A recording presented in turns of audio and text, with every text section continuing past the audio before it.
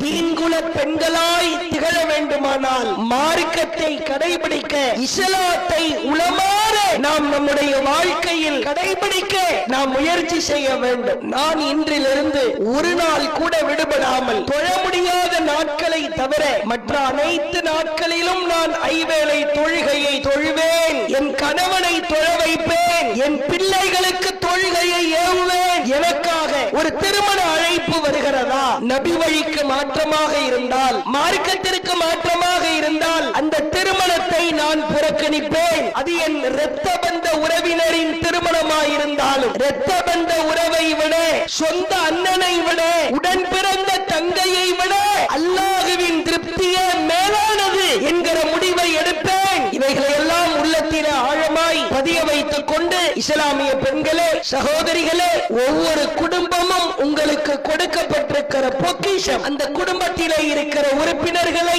நீங்கள் மனம் வைத்தால், நீங்கள் முயற்சி செய்தால் அவர்களை இஸ்லாமிய சிறப்பிற்குரிய குடும்பமாய் செதுக்க முடியும்.